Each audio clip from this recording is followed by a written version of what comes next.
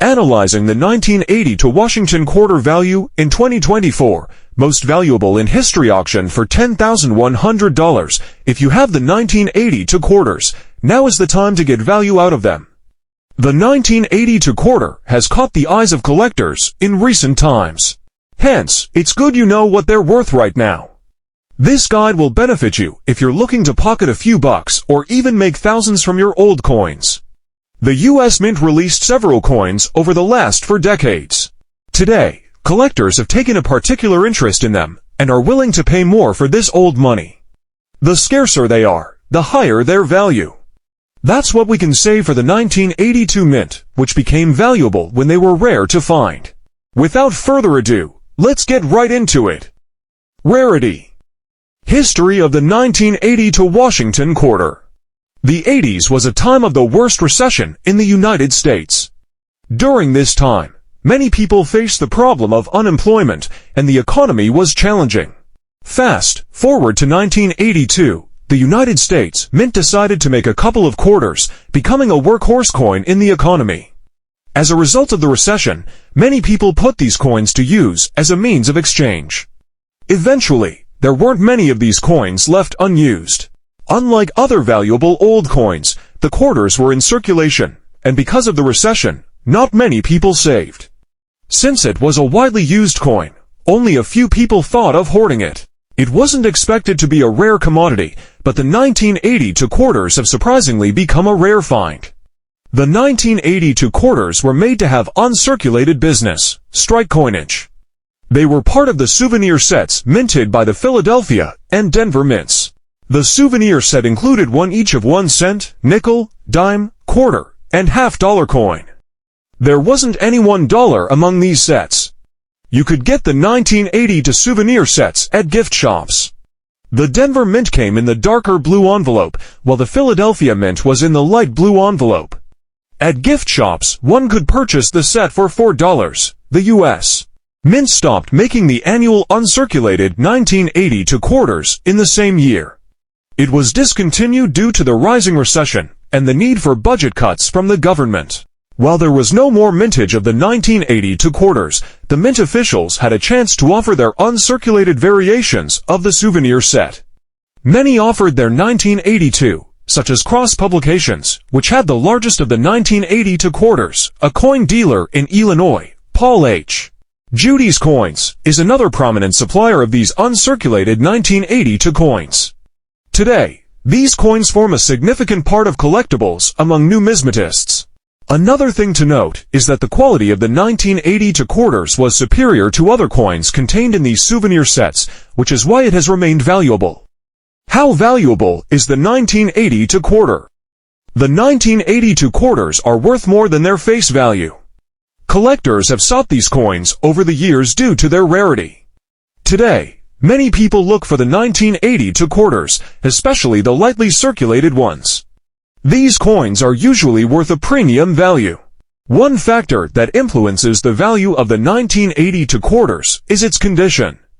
Here's a table highlighting the different values of the 1980 to Washington quarter in various conditions. If you have the 1983 quarters in extremely fine grade, it's certainly worth a lot. The 1980 to quarters are worth a premium price at $63 or higher. The worth is even doubled when preserved in a perfectly circulated condition. You can get them sold for more than their to 5C5 value. These coins have been sold for up to $4,000. In fact, the 1980 to P quarter has sold for as high as $10,800 in a 2019 auction. How the value of the 1980 to Washington quarters differs among variations. The Washington quarters were minted between 1932 to 1998. Throughout this period, the coins were minted in Denver, Philadelphia, and San Francisco. It's easy to identify where each quarter was made, as they had mint mark. For the Philadelphia Mint, the quarters had P, D, Denver D, and San Francisco S. Here's a table showing the different variants of the 1980 to quarter, how their mint mark differs, and their different mintage.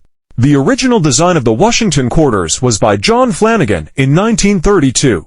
The quarters had a 90 silver composition throughout 1964. However, this was superseded by a copper nickel-clad coin. The quarters had the traditional date design, and the coin included an eagle on the reverse side. Let's examine the different variants of the 1980 quarter and their corresponding values. The 1980 P quarter was produced at the Philadelphia Mint. The coin is worth 3 OK to 85 SK in the circulated version. However, if you're lucky to have it in an about uncirculated U version, you can get as much as $1,700 for this quarter. There were about 500,931,980 P quarters minted at the time. Like other Washington quarters, the Mississippi 3198-2 coin, you can get it for over $1 for coins in perfect condition and grade MS67 or higher. This coin is worth $300. If the coin isn't graded, you'll likely get less. The 1980 DQD quarter comes in a copper nickel or copper-clad planchette. Like the other variations of the coin, it was also designed by John Flanagan and weighed 5.7 grams. 1982's Washington quarter. The 1982's quarter in good condition can be worth about to 5Z. But if it's graded, you can get up to $5 for it, depending on the condition. The San Francisco Mint made 3,857,000 of these quarters in 1982. Unlike the 1980 P and 1980 D quarters, the San Francisco Mint coins were made only for collectors. These coins weren't released or circulated. Errors in the 1980 quarters. Like most old coins, errors are likely to be present among them. If you're familiar with collecting coins, you should know this. The errors, however, are good because they even add to the value. However, not all errors in the 1980 quarters will fetch you money. Some errors might even devalue the coin. So what errors should you look out for in your 1980 quarters? Before we discuss the errors in the 1982 coins, we'll look at how to identify them. How to spot 1980 quarter error coins. It's not an easy task finding an error on coins. However, knowing what to look for is important. Like most U.S. mints, the 1980 quarter also has identifiable errors. You can identify the errors by looking to find any abnormalities. There can be a mid-strike or a die flaw during the coin's production. However, the errors from worn-out coins usually don't have any value. The following methods can quickly help you decipher errors in the 1980 quarters. Searching. You can use a magnifying glass to check the coin. Look for every possible coin error on the coin. If there's one, it should be more obvious to see. You can search by using coin rolls, but it'll take much of your time. Etchy cherry picking. Here's another way you can search for errors in your 1980 quarters. This process involves looking through groups of coins. You'll search them individually and, if possible, with a coin lot during an estate sale. Types of 1980 quarter errors. Different errors have been detected in the 1980 quarters over time. We'll mention some of them as we proceed. However, before that, here's a quick overview of the most prominent ones and their associated values. Die errors. Sometimes during the minting process, die errors can ensue. The die error can affect the coin surface's date, lettering, or images. There have been some double die errors or, like in this case of this 1980 poop quarter, a misaligned die error. Cheese strike errors. Another error observed on a 1980 coin is a strike error. This is also a minting error. It happens when the die is pressed into the coin. It can be a misaligned strike, or an off-center strike, or an off-center strike. It can also cause some other oddities on the coin. Mint mark error. The mint mark error is quite common in us mints. As we mentioned, each of the mints carries the letter of its location. So when, for instance, a Denver mint with a D mint mark isn't clear, that's an error. Here's a 1980 D quarter with a mint mark error. Additional tips. You should know that not all the errors you find on a coin are from the U.S. Mint. Some errors can result from use. For instance, chipping, faded images, or letters aren't from the mint. If your 1980 quarter is damaged, it won't have any value because they aren't seen as errors. If you have a 1980 quarter value no mint mark error coin, you'll get between $1 and $9 for it. Moreover, at online auctions, a 1980 D quarter double die value can be up to $1,500 or more. The 1980 to Washington quarters are more valuable than their 25's GI value. These coins gained value as they became rare over time, and very few people preserved them.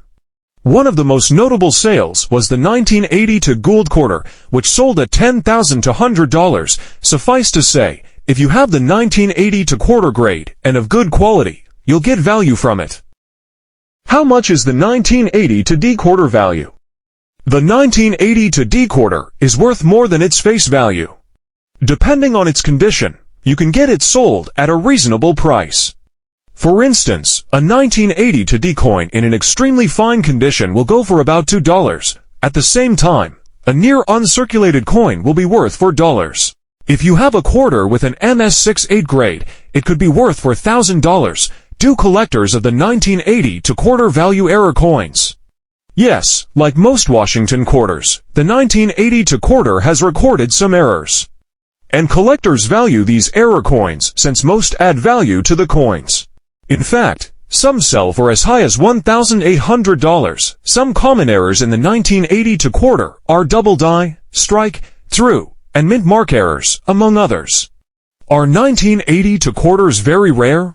Yes, most of the quarters that were made in the early 80s are considered rare. The 1980 to quarters in MS68 grade are the rarest because not many people stored these coins. It's even more difficult to find the MS67 grade. The PSGS has only been able to verify 14 MS67 1980 to quarters so far. They were widely circulated until the government stopped its production, which caused them to be scarce.